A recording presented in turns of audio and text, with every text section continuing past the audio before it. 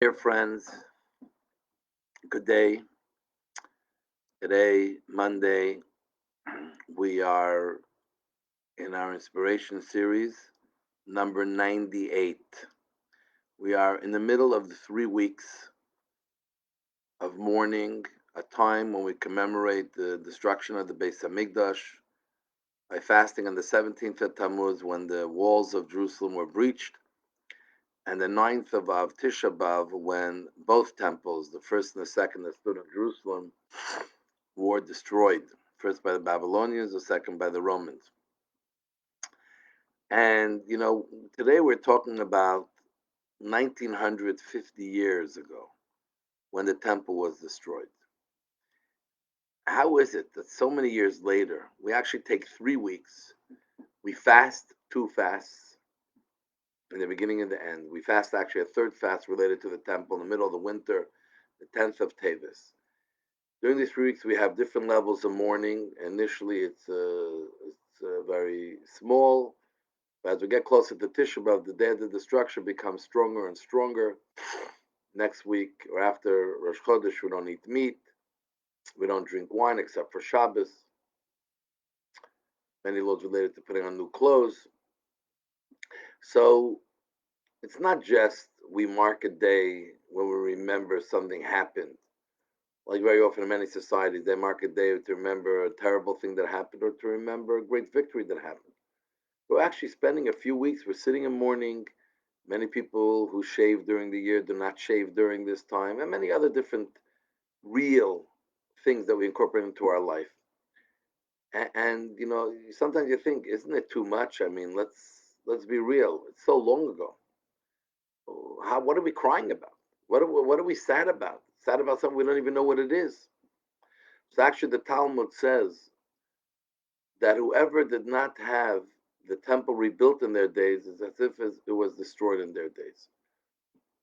We know very clearly we lost the temple because of our behavior, our lack of behaving properly. And the second temple was because of our terrible, baseless hatred or divisiveness between each other. When we fix up the problem that caused the destruction of the temple, maybe the temple will be given back to us. So if we did not fix up what they did then, maybe we're not as bad, but we're not fixed up fully and repair it, then we are also a part of the destruction, because or else we will be rebuilt in our days. So when we talk about the temple and not having it, it's not something that happened years ago. It's something that every day we're supposed to have a temple built. And we play a role in either being rebuilt or, God forbid, not yet being built. But the famous story with Napoleon, who used to like to walk the streets of Paris and France as a simple person to get the feel on what the people in the street are saying about him, about the country. And once he was walking, happened to be in a Jewish area, it was the middle of the summer, heat all around, strong heat, and they hear crying coming from a building. He's walking with a bodyguard, obviously, also plain clothes.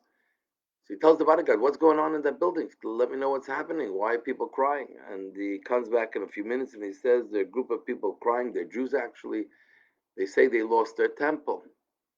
So they're crying." So he says, "Why are they crying? Why don't they just come together, put together money, and they'll rebuild a new synagogue somewhere? Why do they need to cry?"